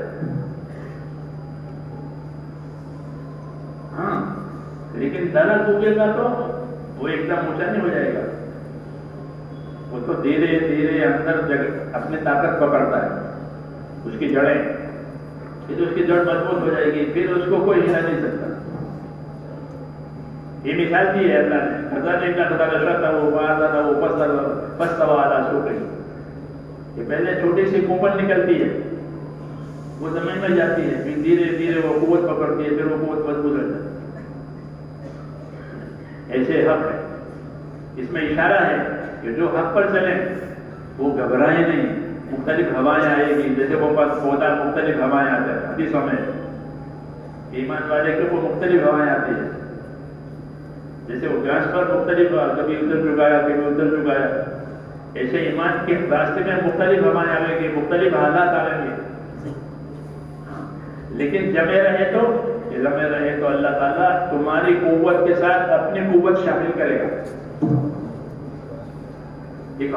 وَيَزِدْكُمْ قُوَّةً إِلَىٰ قُوَّتِكُمْ، کہ اللہ تمہاری قوت کے ساتھ اپنی قوت شامل کرے گا. اس لیے کہتے ہیں کہ اللہ کے دین کے لیے اپنی قوت کا استعمال کرو. جانی طاقت ہے، مالی طاقت ہے، فکری طاقت ہے، سوچ سمجھ کی طاقت ہے، جو طاقت اللہ تعالیٰ نے دی ہے کہ اس کو اللہ تعالیٰ کے دین پر لگاؤ. اگر وہ کم ہے، کمزور ہے تو گھبراؤ مت، اس کے ساتھ اللہ کی طاقت ہونے والی ہے. وَيَزِدْكُمْ قُوَّةً إِلَىٰ قُوَّتِكُمْ، کہ اللہ تمہاری قوت میں اپنی قوت کا اضافہ کرے گا. یہ اللہ تعالیٰ کا وعدہ ہے. اور یہی میرے دوستوں اللہ تعالیٰ کے وعدے نبیوں کے ساتھ دنیا میں ظاہر ہوئے ہیں. اس لیے اللہ تعالیٰ کی تائید سے اور اللہ کی مدد سے دنیا میں حق پھیلتا ہے. مال سے، ملک سے، کسی ظاہری طاقت سے یہ کام نہیں پھیلتا، بلکہ وہ تو اللہ کی طاقت سے پھیلتا ہے، اللہ کی نگرانی میں چلتا ہے. نبی سے کہا گیا فَإِنَّكَ بِأَعْيُنِنَا، اے نبی آپ گھبرائیں نہیں، آپ ہماری نگرانی میں ہیں. کیا ہے؟ تو کام اللہ کی نگرانی میں ہوتا ہے، گھبرانا نہیں چاہیے. ہوائیں آئے گی مختلف، لیکن اللہ جو ہے اپنے کام کا نگراں ہے، اپنے کام کی نگہداشت کرنے والا ہے. حضور صلی اللہ علیہ وسلم یتیمے میں پرورش پائی، باپ بھی نہیں، ماں بھی نہیں، دادا بھی نہیں، سب چل دیے. تو کون ہے کہ فَإِنَّكَ بِأَعْيُنِنَا، آپ ہماری نگرانی میں ہیں. اور آپ کے کام کو اللہ نے چلایا. وہ کیسے چلایا؟ کہ ساری دنیا میں پھیل گیا. تو کیسے پھیلا؟ کہ قدرت سے. وہ اللہ کی سنت ہے کہ جب کام کو میرے دوستوں ان طریقوں کے ساتھ، کہ اخلاص کے ساتھ، علم و ذکر کے ساتھ، عبادت کے ساتھ اس کو چلایا جائے گا تو اللہ کی طاقت اس کا ساتھ دے گی. اور اللہ کے ساتھ دینے کے مختلف طریقے ہیں، کوئی ایک طریقہ نہیں ہے. دنیا میں تو ساتھ دینے کا ایک ہی طریقہ ہے. دنیا مانگا وہ کیا؟ مال. کیا دیں گے؟ مال دیں گے. حکومت نے اتنی رقم منظور کی ہے تو کہتے دنیا میں کہ بھائی کیا جتنے رقم منظور ہو گئی تو ان کے پاس تو رقم ہی ہے. اور اللہ کے پاس کہ اللہ کے پاس قدرت ہے، وہ قدرت سے مدد کرتے ہیں. وہ قدرت کی کوئی خاص شکل نہیں ہے، کوئی خاص شکل نہیں ہے، بلکہ قدرت سے مدد کرنے کے بہت راستے ہیں. اس لیے ہر نبی کی مدد الگ الگ طریقے سے ہوئی ہے. نوح علیہ السلام کی مدد ایک طریقے سے ہوئی، انہوں نے بہت کام کیا، بہت ایذائیں برداشت کی. اب ان سے ماننے کی امید نہیں ہے، اب انہوں نے اللہ سے مدد منگوائی. رب انی مغلوب فانتصر، اے اللہ میں تو دبا دیا گیا، کیونکہ انہوں مارتے تھے نوح علیہ السلام کو، وہ بے ہوش ہو جاتے تھے، اپنا کام کرتے تھے. اب آپ پھر ماں کی مدد کہ میں دبا دیا گیا ہوں اور پوری بدلا لے اس کا. تو مدد آئی، اور مدد پانی سے آئی. مدد کے لیے پانی آیا. جی ہاں، اوپر سے بھی پانی، نیچے سے بھی پانی. زمین کو حکم دیا کہ اپنا پانی نکالو. اوپر آسمان کو حکم دیا کہ پانی برساؤ. سنت پانی نیچے سے اوپر سے آتا ہے. یہ پانی مدد کے لیے آ رہا ہے. پہلے دعوت ہوتی ہے، پھر دعوت کے ساتھ مدد ہوتی ہے. یہ دعوت دیتے دیتے وہ دعوت ایک معیار پر پہنچتی ہے.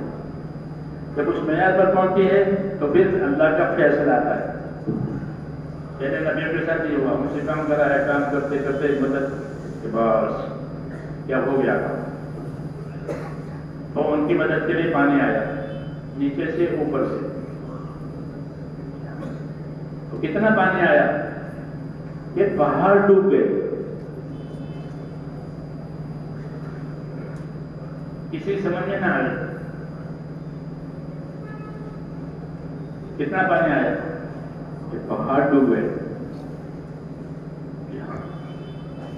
اس پانی میں ان کی مدد یہ آئی کہ ان کو اور ان کے ساتھ والوں کو کشتی میں بیٹھنے کا حکم دیا, کشتی بنا کر کہ تم اس میں رہو, اور پانی کو چڑھایا.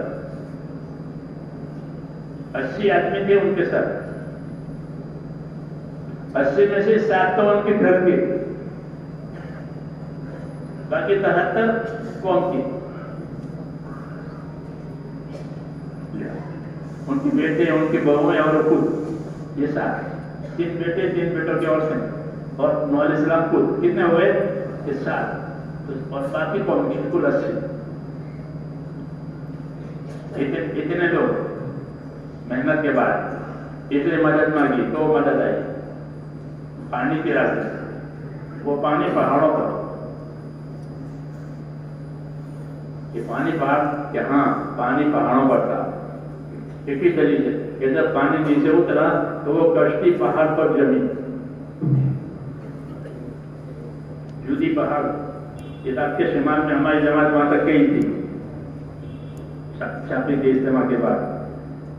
عراق میں اندر 4 مہینے لگے تھے. تو جودی پہاڑ ہے, تو جودی پہاڑ پر وہ کشتی کس طرح رکھے ہیں, پانی نیچے اتر رہا ہے تو کشتی پہاڑ پر جم گئی. واستوت علی الجودی, تو یہ دلیل ہے کہ پانی اوپر تھا ہمارے سے اوپر, تو یہ مدد کے لیے آیا کہ حق والے بچ جائیں گے, نہ حق والے ہلاک ہو جائیں گے. مدد ہو گئی, فیصلہ ہو گیا. اور ہر نبی کی مدد الگ الگ طریقے سے ہوئی. سب سے زیادہ مدد حضور صلی اللہ علیہ وسلم کی ہوئی ہے, سب سے زیادہ. مختلف اسباب سے آپ کی مددیں آئی ہیں. کبھی فرشتے آ گئے مدد کے لیے, کہ فرشتے بھی آئے مدد. فرشتوں نے آ کر کبھی رعب ڈال دیا مخالفوں کے دلوں میں تو وہ کام نہیں کر سکے, مرعوب ہو گئی, رعب ڈالا. جبرائیل نے ہم کہتے بنی کو لے جا کر جاؤ, میں ان پر رعب ڈالتا ہوں, تو ان کے دلوں میں رعب پڑ گیا تو بولے ہو گئے. تو کوئی رعب ڈال دیا, ہوا سے مدد آئی. کبھی یہ ہوا کہ مٹھی پر مٹی لے کر کے ڈالا تو سب کی آنکھوں میں گری. وہ مختلف طریقے سے آپ کی مدد آئی. یہی وعدہ اللہ تعالیٰ نے امت کے ساتھ بھی کیا کہ جب یہ کام کریں گے تو ان کی مدد بھی مختلف طریقوں سے ہوگی. اِنَّا لَنَنْصُرُ رُسُلَنَا وَالَّذِينَ آمَنُوا فِي الْحَيَاةِ الدُّنْيَا وَيَوْمَ يَقُومُ الْأَشْهَادُ, کہ ہم مدد کرتے ہیں اپنے رسولوں کی اور ہم مدد کرتے ہیں ایمان والوں کی. بس 2 ہی قسم مدد پانے والی ہے. نبی ہوتے ہیں اپنے زمانے میں تو وہ نبی مدد پاتے ہیں, نبی نہیں ہوں گے تو ایمان والے مدد پائیں گے. وعدہ جاری ہے اللہ تعالیٰ. شرط یہ ہے کہ وہ وعدے کی جو شرطیں ہیں وہ پوری ہو جائے. جب وعدے کی شرطیں پوری ہوگی, ایمان کے ساتھ, عبادت کے ساتھ, اخلاص کے ساتھ, قربانیوں کے ساتھ یہ کام کریں گے, اور وہ کام اتنا جتنا اللہ چاہتے ہیں وہاں تک ہو جانا چاہیے. جتنا اللہ چاہتے ہیں وہاں تک پہنچ گیا کہ پھر اللہ کا فیصلہ آئے گا. اس لیے کام میں مختلف حالات آتے ہیں. مقولہ ہے وَلِلدِّينِ اِقْبَالٌ وَإِدْبَارٌ, کہ دین میں کبھی اقبال آئے گا اور کبھی ادوار آئے گا. شروع سے ہے, یہ گھبرانا نہیں چاہیے. شروع سے جب حضور صلی اللہ علیہ وسلم کی وفات ہوئی, کہ وفات ایسے حال پر کہ چاروں طرف دین پھیل گیا, چاروں طرف دشمن دوش ہو گئے تھے, قبیلے کے قبیلے اسلام میں داخل ہو رہے تھے. آپ کی وفات ہوئی تو ایک دم لوگ مرتد ہو گئے. ابو بکر کے خلاف ہو گئے, مختلف سوچنے. یہ ایسا نہیں کہ یہ حالات آ جا رہے ہیں، ایسا نہیں ہے، شروع سے ہے۔ ایک حال پر بات نہیں، اللہ تعالیٰ اپنی قدرت بتاتے ہیں۔ کیا بتاتے ہیں؟ اپنی قدرت۔ تو ابو بکر زمانے میں لوگ مرتد ہو گئے، زکات دینا بند کر دیا، دشمنوں نے مدینہ پر حملہ کرنے کی ہمت نہیں کی، اور خبریں آ رہی ہے۔ ہاں ابھی ہو وقت ہوئی ہے، تو یہ نہ سمجھے کہ ایسا کیوں ہوگا، کیسا ہوا ہی ہے، حضرت فرماتے ہیں ایسا ہی ہوا ہے، یا ایسا ہی ہوگا۔ تو کیا کریں؟ کیا ابو بکر رضی اللہ عنہ نے یہ کیا کہ رسول صلی اللہ علیہ وسلم کے کام کی جو ترتیب تھی، جو طریقہ تھا، اس میں اتنا بھی فرق آنے نہیں دیا۔ یہ ان کی عظیمت کی بات تھی کہ جو طریقہ ہم کو حضور صلی اللہ علیہ وسلم سے ملا ہے، جو ذمہ داری ملی ہے، اس میں کمی نہیں آئی گی، بس یہ اور سب کو اس ترتیب پر جمع بھی کیا، اور اس ترتیب پر سب کو استعمال بھی کیا، اور کوئی حرج نہیں، بلکہ لوگوں کو اللہ کے راستے میں اتنا نکالا کہ مدینہ خالی ہو گیا، سوائے عورتوں کے اور کوئی نہیں کام کرتا، کیوں کہ ہمارا طریقہ ہے، ہم اللہ کے راستے کے لیے وہ تمام محنتیں کریں گے جو حضور صلی اللہ علیہ وسلم کو بتائیے، کیونکہ اللہ کی مدد محنت کے ساتھ ہے، اللہ کی مدد کی قربانی کے ساتھ ہے، اللہ کی مدد اخلاص کے ساتھ ہے۔ اخلاص اور اتباع یہ دو ضروری ہے۔ تو کہتے ہیں کہ کل 2 مہینے یہ سارا انتشار رہا، 2 مہینے کے قریب میں سارا انتشار ختم ہو گیا اور سکون ہو گیا۔ صحابہ کہتے تھے کہ اگر ابو بکر نہ ہوتے تو آج مدینے پر آگ برستی، کیونکہ ان کے ہاتھوں سے دین ضائع ہو جائے تو آگ برسی نہیں ہوتی۔ ابو بکر کا دم ختم تھا، اور ابو بکر کا دم ختم کیا تھا کہ انہوں نے اپنی ترتیب کو سنبھالا ہے، جو ترتیب حضور صلی اللہ علیہ وسلم نے کام کی بتائی تھی اس پر خود بھی رہے اور سب کو تیار کر کے رکھا اور سب کو آمادہ کیا، تو اللہ تعالیٰ نے حالات کو بدل دیا۔ اس لیے کہ حالات جو بدلیں گے میرے دوستوں وہ تو عملوں سے بدلیں گے، جب عمل صحیح معنی نہ ہوں گے اللہ حالات بدلیں گے، ورنہ یہ چڑھا اتار دنیا میں ہوتا رہے گا، اس سے کوئی نہ گھبرا دے۔ اور اپنی ترتیب پر باقی رہنا ضروری ہے، اپنی طاقت کے مطابق، جتنی طاقت ہے اتنا کریں، جتنی طاقت ہے اپنی جتنی طاقت استعمال کریں۔ کچھ نہیں ہوتا ہے تو ایک بھائی عبدالوہاب سے پوچھا کہ وہ فلاں ملک میں بالکل کام نہیں ہوتا اور بڑی زبردست رکاوٹیں ہیں تو وہ کیا کریں؟ انہوں نے فرمایا کہ یہ سارے کے سارے استغفار کریں۔ کیا کریں؟ کیا کچھ نہیں ہوتا نا، بڑی رکاوٹ کہ یہ اللہ تعالیٰ کے سامنے استغفار کریں، کیوں کہ استغفار پر اللہ کا وعدہ ہے کہ من لزم الاستغفار جعل اللہ له من كل ضيق مخرجا ومن كل هم فرجا ويرزقه من حيث لا يحتسب، کہ جو استغفار کو لازم پکڑیں گے تو اللہ تعالیٰ ان کے لیے ہر تنگی میں سے راستہ نکال دیں گے اور ہر پریشانیوں میں سے چھٹکارا دیں گے اور ایسی جگہ سے روزی دیں گے ان کو کہ ان کے قابو کیسا بھی نہیں تھا۔ تو طاقت میرے دوستو اللہ کی عمل کے ساتھ ہوتی ہے، چاہے استغفاری کیوں ہو، استغفاری کیوں نہ ہو، یہاں اللہ کی طاقت عمل کے ساتھ، شخص کے ساتھ نہیں کہ بنانے کی وجہ سے نہیں، عمل کی وجہ سے۔ اس لیے نبیوں نے ہم کو عمل کی دعوت دی ہے، عمل کی تعلیم دی ہے، عمل کی فضیلت بتائی ہے، عمل کے طریقے بتائے ہیں کہ اللہ کی جو مدد آئے گی وہ عمل چھوڑنے کی وجہ سے نہیں آئے گی بلکہ عمل پر قائم رہنے کی وجہ سے آئے گی۔ جتنی طاقت ہے اتنا کرو، جتنی گنجائش ہے اتنا کرو، تو پھر آگے کا راستہ کہ اللہ تعالیٰ کوئی نہیں، علیکم بما تطیقون، جتنی تمہاری طاقت ہے کر لو۔ کمزوری ہے کہ کمزوری کی وجہ سے اللہ کمزوروں کا مددگار ہے، اللہ جس کا مددگار ہے کہ اللہ تعالیٰ کمزوروں کا مددگار ہے۔ کمزوری تو اللہ کی مدد کو کھینچتی ہے کہ کمزوری میں اللہ کی طرف متوجہ ہوئے تو کہا اللہ تعالیٰ کمزوروں کی مدد کرتا ہے۔ چھوٹے بچوں کی وجہ سے ان کے ماں باپ کو روزی دیتا ہے اللہ پاک، کیونکہ بچے کمزور ہیں، وہ روزی نہیں کما سکتے، پھر ماں باپ بوڑھے ہو جاتے ہیں تو اس کے جوان بیٹوں کو ان کے ماں باپ کی کمزوری کی وجہ سے روزی دیتے ہیں. وہ نہیں کہ مجھ کو جاب مل گیا کہ تجھ کو جاب تیرے ماں باپ کی وجہ سے ملا ہے. ہاں یہ اصول ہے کہ حل ترزقون وتنصرون الا بضعفائکم، کہ تمہاری مدد تمہارے کمزوروں کی وجہ سے ہوگی. یہ کام نہیں کر سکتے، کمزور ہو گئے ہیں کہ ہاں ان کے ساتھ اللہ کی مدد ہوگی. کیوں؟ یہ کام پر ہے. تو اس لیے میرے دوستو، دنیا جو ہے وہ تو ذمہ داریوں کے پورا کرنے کی جگہ ہے اور آخرت بدلہ پانے کی جگہ ہے. دنیا حقوق ادا کرنے کی جگہ ہے، آخرت اس کا بدلہ پانے کی جگہ ہے. یہ اصول ہے. تو یہ دیکھنا ہے کہ ہم پر اللہ تعالیٰ کا کیا حق ہے.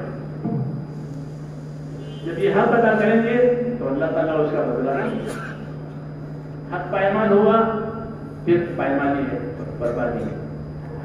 حق کے ساتھ اللہ کی مدد ہوتی ہے، حق کی دعوت ہوتی ہے، حق میں تربیت ہوتی ہے. اس لیے اپنی نیتوں کو اخلاص کے ساتھ. ایک دوسری بات، اللہ کی مدد آنے کے لیے استقامت کے ساتھ کام کریں. اس کے ساتھ کہ کام استقامت کے ساتھ کرو. نبیوں کو استقامت کا حکم دیا جاتا تھا. موسیٰ علیہ السلام کو، ہارون علیہ السلام کو استقامت کا حکم دیا. کیوں؟ کہ ہم نے حالات ان کے سامنے بہت شدید تھی. فرعون کی حکومت تھی اور بہت ظالم حکومت تھی، بہت ظالم. ہاں ظالم حکومت کہ تم استقامت کے ساتھ رہو. انہوں نے اپنا کام کیا، بہت کام کیا. پھر دیکھا کہ اب امید نہیں ہے تو بد دعا کی موسیٰ علیہ السلام نے. موسیٰ علیہ السلام نے بد دعا کی فرعون کی ہلاکت کے لیے، اور ہارون علیہ السلام نے آمین کے لیے. اوپر سے جواب آیا کہ تمہاری بد دعا قبول ہو گئی ہے. تو جواب آیا دعا کا. دعا بڑی چیز ہے میرے دوستوں، نبیوں کے راستے کی چیز. دعائیں مانگنی چاہیے. دعا اوپر جاتی ہے، محفوظ بھی رہتی ہے، مقبول بھی ہوتی ہے. لوگوں کو یہ ہوتا ہے کہ ہماری دعا قبول نہیں ہوتی، یہ غلط بات ہے. دعا محفوظ بھی رہتی ہے، مقبول بھی ہوتی ہے. مقبول ہوتی ہے تو اس کا نتیجہ نہیں دیتے. نتیجہ نہیں دینا ہے تو اس کو محفوظ رکھتے ہیں. فائل ہے دعاؤں کی.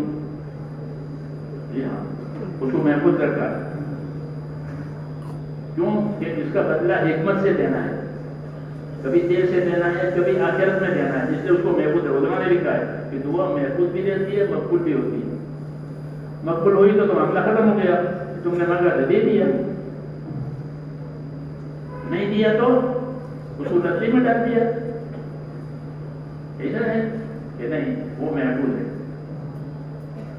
تو دعا مانگی موسیٰ علیہ السلام نے اس کی ہلاکت کے لیے. تو جواب آیا کہ دعا قبول ہوگی، تو ہم نے تمہاری درخواست قبول کر دی. باقی تم کام پر قائم رہو. یہ کام دعا میں نے قبول کر لی ہے، اور تم دونوں کیا کرو گے؟ اپنے عمل پر قائم رہو. قد اجیبت دعوتکما فاستقیما. یہی حکم ہم کو بھی ہے. ہم دعا بھی مانگے اور عمل پر قائم بھی رہے. پھر خدا کو جو کرنا ہے وہ کرے گا. جی ہاں، تو کیا تمہاری دعا قبول بھی ہو گئی ہے، اور تمہیں کیا کرنا ہے کہ قائم رہو. تو وہ کام کرتے رہے. کتنا دنوں کام کیا. دعا کا جواب آنے کے بعد علماء نے لکھا ہے کہ دعا کا جواب آنے کے بعد 40 سال کام کیا. آپ لوگ تو 40 دن والے ہو نا، وہ 40 سال والے. ہاں، نبیوں کیا 40 سالوں کی باتیں ہوتی تھی، 40 دنوں کی نہیں ہوتی.